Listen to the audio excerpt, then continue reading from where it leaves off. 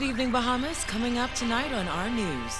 Minister of National Security responds to that Auditor General's report. We've got that story straight ahead.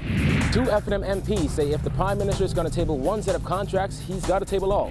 Church leaders of BFM now speaking out to the country to keep in mind the legacy that Pastor Miles has left behind.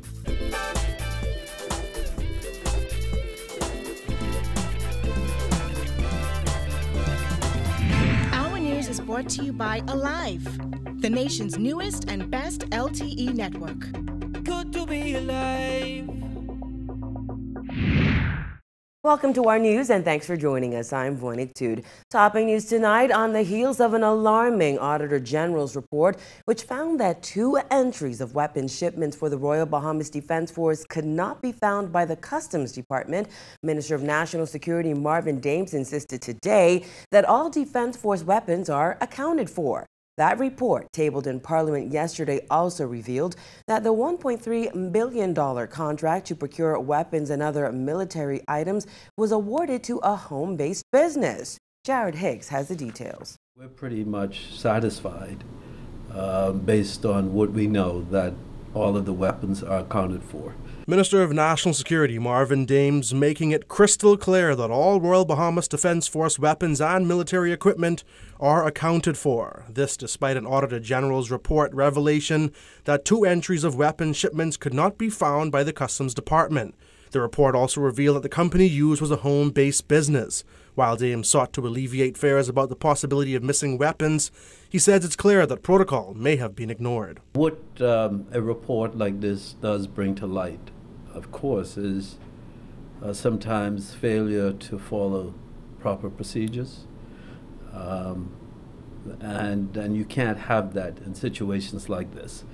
Had an opportunity to speak with both the Permanent Secretary and the Commodore of the Defense Force about the report. As you are well aware, that our government has taken a very aggressive stance on ordering audit reports for almost every government department. Dames says that according to Defense Force Commodore Tellis Bethel, the contract holder is a reputable agent whom the Defense Force has worked with in the past. That contradicts the Auditor General's report, which described the company as a home-based business that was dormant between 2008 and 2013.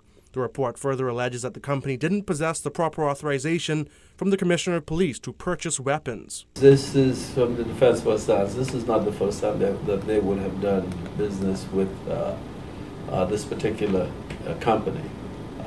Do I know much about the company? No, but I will get to know much more about the company. But again, after having said that, you just can't walk off the streets and go into the U.S. and say, I want to be a gun supplier for a country. The Auditor General's report recommends an end to the relationship between the Defense Force and that particular vendor. To that end, the Minister of National Security says that relationship is under review. It's material in the sense, as long as the company is a licensed company, it's a licensed dealer, and it has all of the paperwork to procure weapons, and it is in good standing. Now, what the report speaks about actually is the process, and that's why I say we are reviewing the way we do business. Reporting for our news, I'm Jared Higgs.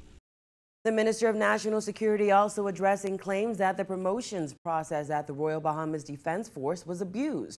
According to that report, 3 people received promotions even though they were not employed by the Defense Force, with an additional 16 people being promoted despite not being on the promotion list.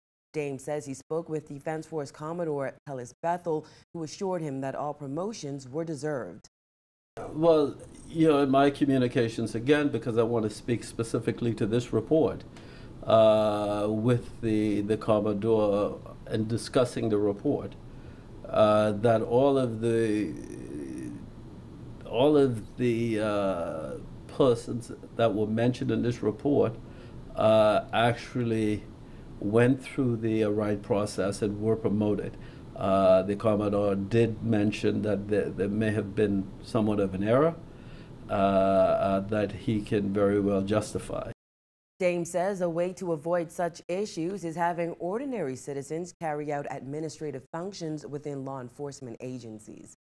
One of the things that we said as a government that we intend to do for areas like the Defense Force and the Police Force is civilianize areas within these departments that doesn't require a Marine. You know, why would you have a Marine in the accounts department? Why would you have a police officer or police officers doing human resource work and accounts work? Why is that necessary? So we're going to take an aggressive approach to civilianize these areas and to ensure that, you know, professionals, all right, people who are trained in those respective areas are able to manage those sections of our agencies for us. 1 week after the Prime Minister revealed that some senior employees in the public service were making six figures and tabled their contracts in Parliament, two of his MPs are in support of government tabling all major contracts in the name of transparency. They spoke with Kyle Joaquin. Those two F&M MPs were pretty straightforward yesterday in saying that since accountability and transparency is the order of the day for this government, if you're going to bring one set of contracts, you've got to bring all, including those signed after the May 10th general election. I think you should do it across the board, no matter who's in government, for good governance and accountability. If you're going to table one set of major contracts, table all. House Speaker Halsel Mutri says it's only fair, especially when a government is seeking to be more transparent. The public should be entitled to see the bids as well as the contracts that are signed by government. This comes as the probe continues into over $1 million worth of checks issued to bogus companies at Bahamas Power and Light. Also, as the Minnis administration digs deeper into companies and people who have been awarded hefty contracts for certain work. However, Moultrie and Health Minister Dr. Dwayne Sands says if you're going to bring some forward, bring all. I have no issues with it's a part of the public record. It's paid for by the public purse, and providing that there are no overarching issues outlined to protect the national interest. Sands says although he feels the Bahamian people should be able to see who's getting these big contracts and for how much, there could be a challenge, and here's where it'll come in. The public may take advantage of it. Boy, I gave Kyle Joaquin a contract for $1 million, you know. So let's go wait on the side of the road till he passes by, because I know he got $1 million in his pocket. Okay? And so there are some negative issues associated with this type of transparency and disclosure. He said the last thing he'd want is for these contracts to be the subject of a political back and forth that could hinder the process of governance. This is where it gets kind of dicey, okay? I think what we're looking for is a country where things are not hidden, where things are not kept under wraps, and that allows for a muddiness or smudginess to take place in our economic affairs. And that prevents the Bahamas from growing. For our News, I'm Kyle Joaquin. The health minister also revealing some startling statistics on child abuse and gender-based violence. Giorgio Bain tells us more. The Crisis Center has initiated a new intervention program for children exposed to violence and trauma, recognizing the significant impact of violence on children in homes, schools, and communities. Dr. Dwayne Sands told the audience the matter can no longer be ignored. With the Bahamas ranked among top countries in the world with gender-based violence, Minister of Health Dr. Dwayne Sands stressed the need for Bahamians to confront the issue head-on. According to a 2016 report, over 6,000 incidents of gender-based violence were reported in the Bahamas between 2003 and 2013. In some areas of GBV, on a per capita basis, the Bahamas ranks globally in the highest percentile. While the Bahamas may be a world leader in tourism, in finance, in sports, we also lead in ways that are destructive to the fabric of our social and economic well-being. I think I specifically said that we stab, shoot, rape, beat, and abuse each other at an unacceptable level, and we are one of the world leaders in most of those categories. Sands said the Bahamas contribute significantly to that statistic. According to the Department of Statistics in 2013, there were 1,200 reports of women being abused, and according to the Ministry of Social Services, 500 to 600 children suffer abuse annually. Internationally, more than 1 in every 3 women worldwide have experienced physical or sexual violence. The World Health Organization is also on record as saying that violence against women is a global health problem of epidemic proportions. And so it really is imperative that we lend our voice to this worldwide call to halt the tolerance of such attacks. As he addressed the Crisis Center Symposium on the prevention of violence at police headquarters this morning, Sands said a lot of Bahamians are of the view that domestic violence is a private matter and not a crime. He noted, however, that these so-called private matters are spilling into our schools, where our children, especially the boys, but not only, are acting out in the form of bullying and gang violence. Our primary and junior high schools are displaying uncharacteristic, some call it womanly behavior, but also violent behavior, oftentimes because of years of sexual molestation. Reporting for our News, I'm Georgia Bain. 3 years ago today, President of Bahamas Faith Ministries International, Pastor Miles Munroe, and 8 others died in a plane crash in Grand Bahama. April Sands sat down with members of BFM today to discuss their efforts to keep the Munroe's legacy alive. It's been 3 years since that tragic plane crash took the lives of Pastor Miles Munroe and 8 others. But in this particular year, church leaders are now saying somehow it's been the hardest of them all.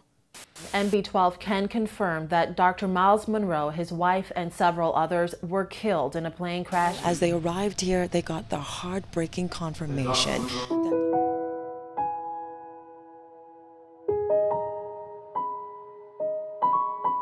It's the tragedy that left hundreds of thousands of Bahamians and those around the world in shock and sadness.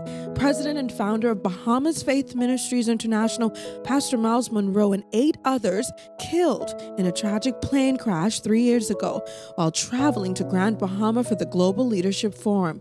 He was 60. Munroe's associate pastor, Richard Pinder, was also killed in the crash. He and Dr. Pinder and the other leaders, they left a very, very strong foundation in the life of the work of the ministry. And even though they are gone, the vision still continues. And we are so appreciative of the level of foundation that was left in the ministry, with that foundation being deeply planted and rooted in the work of the ministry here at BFM. Since then, the church has been trying to reestablish itself, focusing on its kingdom doctrine while trying to appeal to the new generation. What people wanted to do as it is, people want to compare. Well, Pastor Miles didn't do it this way, but we've got to do it in our own generation, in our own way. And that's what we've determined to do, is to be who we are and to carry on the message of the kingdom in this generation and in a way that we feel comfortable doing it. Looking at the church and how it's been through these 3 years, yes. Do you think that there has been a complete healing since his death with the church? I can say safely that now in 3 years, there's been some healing, but just today and alone, you can still feel that the wound is still kind of open, Now, Pastor Kirsch says Bahamians need to play their part in remembering Pastor Miles and keeping his legacy alive. He pointed to the absence of Munroe's picture not being on the Wall of Fame at Lynden Pindling International Airport. He said it's the church and the community's responsibility to carry on his great honor. I think observing a day of this great man would be also something we can do. We want to be able to somehow enshrine in the minds of people that here is a man who grew up in Baintown, in what I would call a place where people say, can any good thing come out of it? But there are so many great people who did come out of Baintown, but he just happened to be one of those persons. People call it the ghetto or whatever they want to call it, but it's in that same cesspool that so many great people have come out. Dr. Miles has been one of those persons. Not only did he come out of that, he was able to reach the world. That message about it is not a matter where you come from, but what God has put into you. That message of greatness can come from anywhere. Reporting for our News, I'm April Sands. Coming up, why one former MP says the last thing MPs deserve right now is a pay raise. So stay with us.